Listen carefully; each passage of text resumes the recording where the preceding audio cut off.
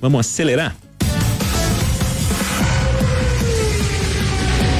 Acelera Band News, com Luiz Otávio Pires e Eduardo Aquino. Só que hoje é ao vivo. E aí, meninos, bom dia pra vocês, tudo bem? E aí, Tatá? E aí, bom dia ouvintes, Luciana. Bom dia, Tatá. Tem isso também. Tem isso Murilo, também. bom dia, ouvintes, Eduardo, meu parceiro aqui do nosso Acelera Band News. E aí, Eduardo, como vai? Tudo bem? Tudo beleza, Lucas? Bom dia, Luciana, bom dia, Murilo, bom dia, ouvintes da Band News. Pessoal, vamos lá, esse 2020 tão difícil, né, pra todo mundo. Quando a gente pensa neste setor, primeiro, quanto tempo de coluna já? Esse ano nós fizemos 3 anos. 3 anos. 3 anos, abril de 3 anos. 3 anos. 3 anos, mas neste ramo aí do jornalismo automotor, há quanto tempo já? Vezes 10. Nossa Senhora. Vai revelar um pouco da idade, mas tem esse problema. falar, né? 3 décadas. 3 estrada, décadas. né? Mas tá com uma cara de menino, viu? Tá muito bem. Muito obrigado, viu? Muito obrigado. Alta quilometragem, mas com cara de meninos, né? Conservado. Tá bom. Foi a Gente, lanternagem que nós fizemos, lanternagem. boa. Como chama? Revitalização da pintura. Tá certo, é importante mesmo, né, pessoal? Gente, vamos lá, neste 2020 tão difícil, né, que a gente está enfrentando, pensando em mercado automotor, o que vocês destacam deste ano? De que maneira, não é, o setor sentiu os impactos da pandemia? Quem quer começar? Eu. Vamos lá. Bom, o mercado, o setor, igual todos os outros setores da economia, também, né, sofreu com queda nas vendas, eles tiveram que ficar com as fábricas paradas, então a produção também foi afetada, teve redução de exportações, mas por outro lado teve um aumentozinho na venda de carros usados. Eu andei conversando com alguns lojistas, né, pra gente fazer alguns conteúdos aqui pra coluna e pro site. Eles falavam que, olha, a pessoa tá com medo de pegar transporte coletivo, então tá vendo lá o carrinho para ela comprar, então deu uma aquecida. Mas apesar dessa estagnação, o mercado voltou a aquecer, né? Ele voltou a subir um pouquinho agora depois novembro. A partir de novembro, dezembro, né? Novembro até o mercado de novos deu uma caída, mas eles vão fechar mais ou menos com uns 35% de a projeção de menos em relação ao ano passado. Na verdade, no acumulado, a queda é de 38,5% e a projeção é de menos 35% até o final do ano, no caso de produção. No caso de emplacamentos, a queda é de 16% e sendo em relação a 2019, e só computando isso veículos, tá? Inclui máquinas agrícolas, motos, tal. Em relação a só os automóveis e comerciais leves, a retração deve ser de 17%. Só voltando aí um pouquinho, é o seguinte, porque hoje, o que acontece? Os fabricantes de veículos, na verdade, eles são montadores. Então, eles têm uma cadeia de fornecedores. Então, quando surgiu a pandemia, o que aconteceu? No primeiro momento, eles tiveram que, parar a produção, né? Vamos nos organizar para ver como é que a gente faz essa produção sem colocar em risco os nossos colaboradores, mas a montadora, ela depende de vários fornecedores que tinham que fazer o mesmo processo nas indústrias menores que abastecem o grande montador. Então, isso aí, até que a reação veio, você teve aí o quê? Março, né? Luiz Otávio, acho que a partir de julho, né? Junho.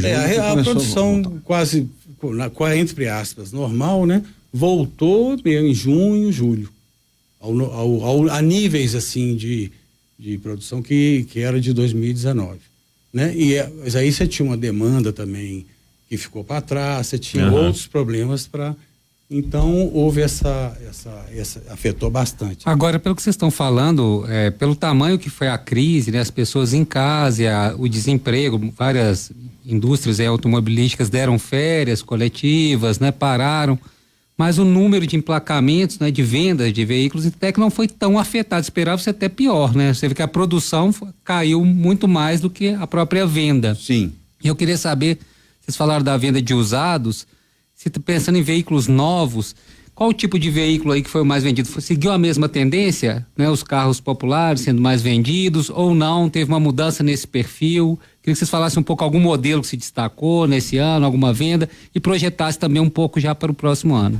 Bom, na verdade, o segmento de SUV é um segmento que no Brasil cresce, que é uma coisa impressionante, né? E são os carros mais caros que realmente tiveram um desempenho melhor.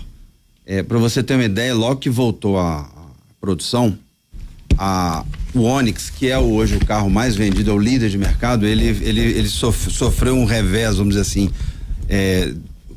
perdeu a liderança para o T-Cross. T-Cross, que é um SUV da Volks, que chegou a ser o carro mais vendido. Não ameaçou a liderança da GM, da General Motors Chevrolet, mas chegou a ser um dos carros mais vendidos. Pra você ter uma ideia. Eles também venderam muito para portador pro cliente, o PCD que chama, especiais, né? Eles venderam muito. E isso foi um dado importante do mercado, né? Mas o mercado, ele reagiu mesmo no topo. Ele reagiu mais com os carros mais caros. É interessante esse dado, né? Ou seja, assim, as pessoas que tinham dinheiro guardado já, na verdade, para investir, né? Porque geralmente, né, o carro popular é quem tem uma renda menor, né? Interessante esse dado aí. Agora a expectativa é grande para o ano que vem. Tem uma pesquisa que eu peguei do site Web Motos, feito com a Anfávia. É importante. A Anfávia é a associação dos fabricantes, né? Eles fizeram uma pesquisa, eles entrevistaram a amostragem que é de sempre, 2.103 usuários em novembro. E 96% dessa amostragem dizem ter a intenção de comprar um carro novo, um carro em 2021. Quanto por cento? 96%. Caramba. Então, quer dizer... A expectativa é muito boa, né? A questão da chegada da vacina, né? Da recuperação da economia, tudo isso reflete esse número, né, gente? Para quem está chegando agora, Band News FM, estamos recebendo aqui nos estúdios Luiz Otávio Pires e Eduardo Aquino, da coluna Acelera Band News. E finzinho de ano, né? Um ano atípico, pandemia e todas as consequências dela para todos os setores, sobretudo, enfim, em relação ao automobilístico, mas a questão é, em relação aos carros elétricos e híbridos, há alguma novidade? Algo vindo por aí em 2021? É uma realidade próxima de nós brasileiros? Como é que está a situação?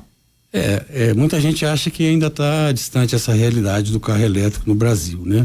Mas eu vou dar um número aqui que é o seguinte: atualmente a gente tem aqui no mercado carros 100% elétricos, ou seja, aqueles só tem motor elétrico, só movido a eletricidade, são 8 modelos disponíveis no mercado. Em 2021 está previsto, né, o lançamento de 19 modelos, entre híbridos e 100% elétricos, híbridos plug-in e não plug-in.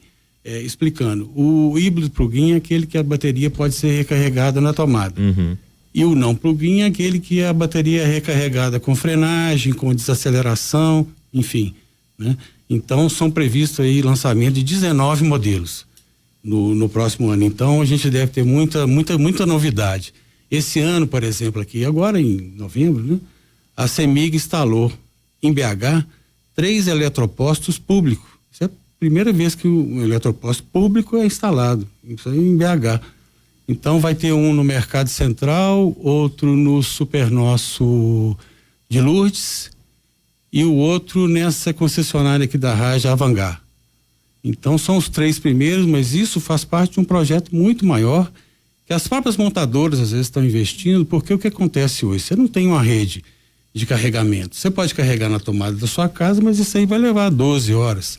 Então, você pode comprar o carro, o carro vem, muitas vezes o fabricante vende o carro com equipamento para você instalar na sua garagem.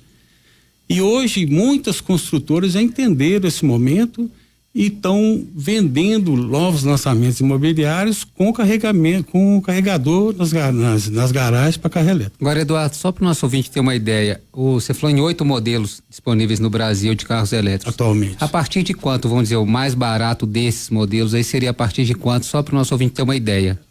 E na faixa de 200 mil. Não, se bem que a partir de 140 tem o Leaf, na casa de 180, 170 mil.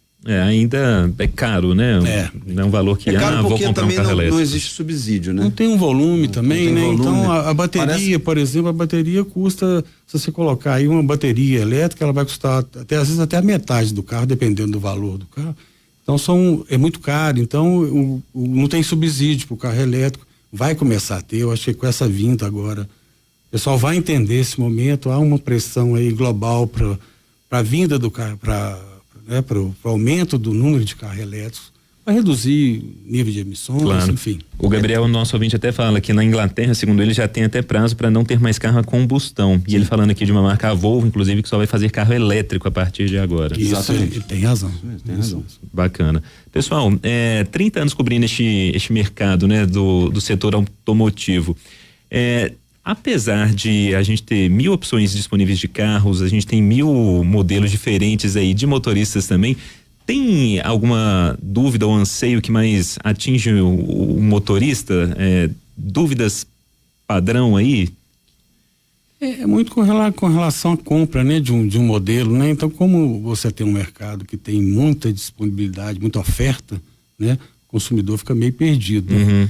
Então ele começa a buscar, começa a fazer o filtro dele, né? Então é muito dessa dúvida. E muitas vezes, por exemplo, ele tem que analisar também, por exemplo, o pós-venda, né? Porque ele vai comprar um carro, ele tem que saber se a manutenção, se a rede de concessionárias tem uma manutenção boa. E qual que é o preço dessa manutenção? Isso, hoje as fábricas elas já têm pacotes de revisão. Uhum. Você vende o carro, você já sabe quanto você vai gastar na primeira revisão de 10 mil, de 20 mil, de 30 mil. Uhum. Você pelo menos tem uma noção. Então isso você consegue hoje com a internet, né? Com os sites, com a internet, quando você consegue fazer comparativos, né? Você não precisa ir em concessionário. Agora eu costumo dizer também que a pessoa tem que casar com o carro, né? Ela tem que gostar. Igual eu comparo o automóvel com uma calça jeans. Você tem que vestir o carro. Ele tem que sentar, né? Ver a distância, se ele é confortável para você, se você gostou do modelo. Então tem um monte não é só o custo-benefício, né? A dica é a seguinte: carro é um negócio, é um bem durável, você vai ficar no mínimo, hoje, sei lá, né? No mínimo uns 3 anos com o carro. E se ele se adequa à sua necessidade do dia a dia, né? De consumo, Sim. né? De porta-malas. O trajeto que você faz. Trajeto.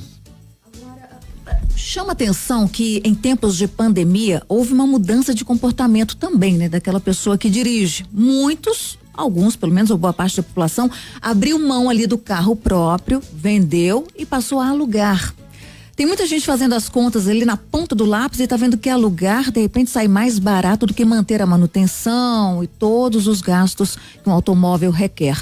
É realidade ou foram casos pontuais? Não, tanto a realidade que essas próprias, até a Fiat acabou de lançar o Flua, que é um sistema de carro por assinatura. Na verdade, você é o carro por assinatura. Você vai na rede de concessionários, tem alguns modelos que são incluídos nessa lista. Você escolhe o carro, paga por mês e depois, no final do contrato, você pode até comprar o carro. Mais ou menos o que acontecia com o leasing há muito tempo atrás, não sei se vocês lembram, que era como se fosse um aluguel com opção de compra.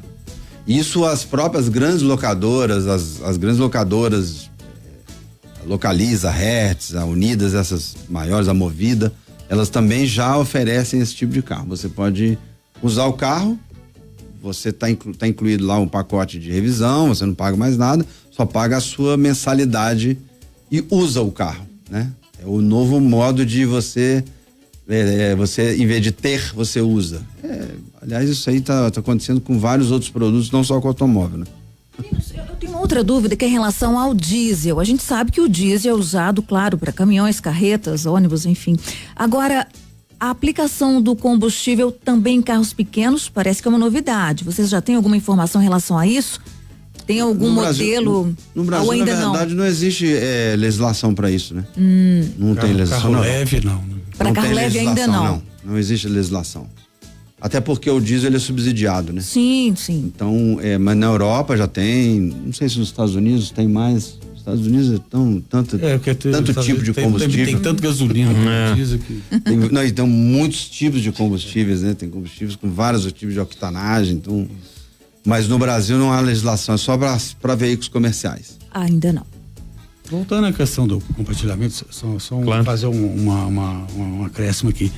Nesse programa da CEMIG de carro elétrico, num segundo momento, eles pretendem criar um projeto de compartilhamento de carro elétrico.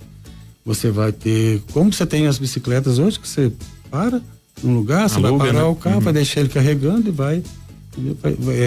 Ainda não tem um formato, claro, né? Mas a ideia dentro desse projeto é criar no futuro, num segundo momento, esse programa de compartilhamento. Bom, tenho certeza que o Murilo ficou muito interessado no carro de 200 mil, né? Carro elétrico, ele que já estava pensando em mudar de carro, tá aí na faixa salarial dele. E agradeço demais aqui a participação do Luiz Otávio Pires e do Eduardo Aquino, titulares da Acelera Band News, que você acompanha todas as terças e quintas com repetecos aqui aos fins de semana também. Meninos, obrigado, viu, por mais um ano de parceria, né? Que 2021 seja um ano melhor para todos nós. Gostaram do Meninos, né? Gostei. Então foi tá. a melhor parte da entrevista. Também acho. Gente, então um abraço a todos, boas festas para os ouvintes, né? E vamos continuar. É isso aí. Muito obrigado pelo convite, Lucas, Luciana, Murilo, e um abraço para todos os ouvintes aí, Feliz Natal e um ano novo bem melhor do que o 2020. Nas redes sociais vocês estão, como que vocês estão nas redes sociais? Como é que tá lá os perfis? Bom, de nós vocês? estamos em todas as redes, no Facebook Acelera Aí, Tá.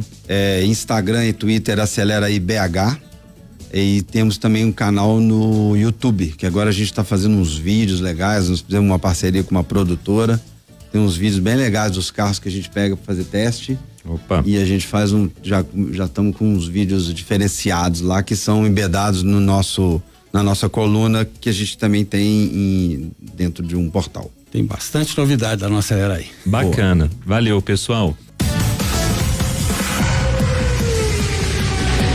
Acelera Band News com Luiz Otávio Pires e Eduardo Aquino.